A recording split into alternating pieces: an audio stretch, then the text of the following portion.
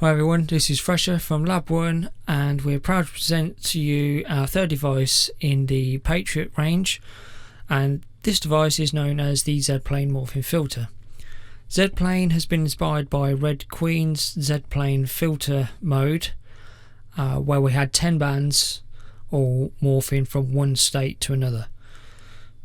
ZPlane simplifies that and puts one strip of Red Queen into the rack, so you can use it in a bit more of a modular fashion and nice and easily.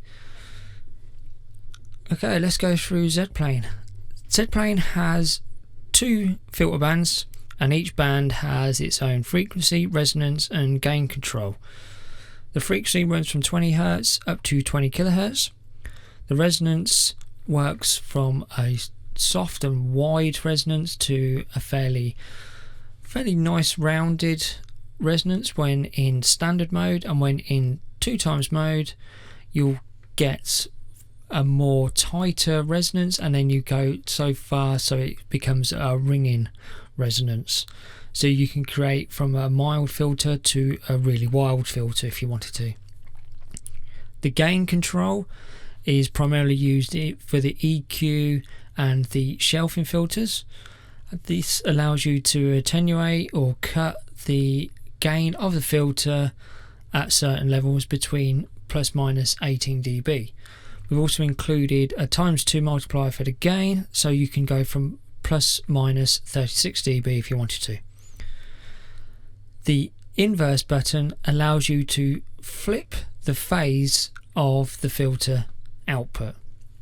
What that means is it will take the signal, it will run through the filter, it will invert it, so a positive becomes negative, negative becomes positive, and that can be used in the process. The reason why we included that is that when you mix 2 filters together and one's inverted, you'll get a different result compared to 2 filters of the same polarity or the same inversion mixing together. So we've done it as a more of a creative tool for you guys.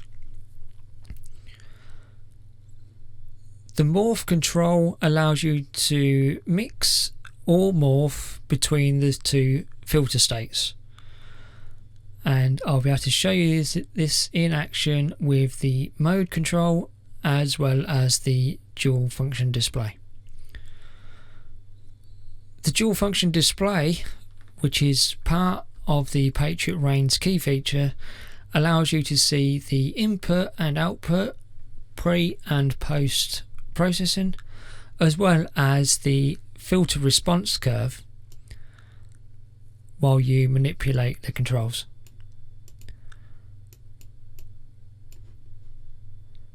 To activate each mode, simply click the display.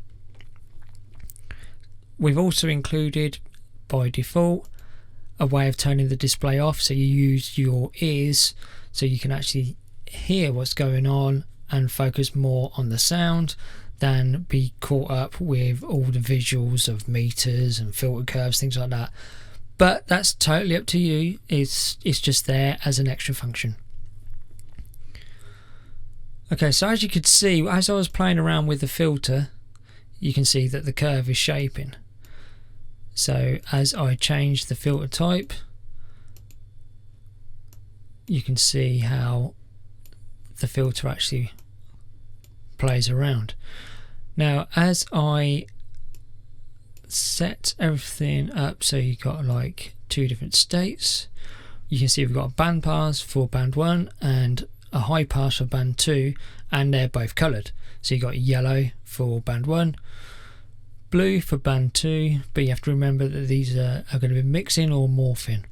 So as we start to morph, you can see that the display starts to change in accordance to where the morph position is. So you can create some quite intense filter shapes as you go through, and there's nothing stopping you from morphing from band 1 to band 2, and then you could automate the session, so you could have a low shelf and then you could play around and bring that sort of filter back into it. You can jump and change this to something else. so you get totally different shapes and create some quite mad sounds, and we're going to process something in a second. So yeah, so with the mode off, as you can see now, instead of the morphing, they just basically mix between the two. So you could technically create your own bandpass filter if you wanted to, or your own band reject filter of your own choosing. This is technically a band reject filter, but you can then make the reject wider, so you can create very different filters that you'd normally commonly get with regular stock filters that you find on a lot of devices. This just gives you the freedom to play around with different filter controls and just have fun with filters. So what we're going to do is we're going to play a house loop that I found in Reason Soundback. I'm just going to play around with the filters and just see what sort of sounds we come up with.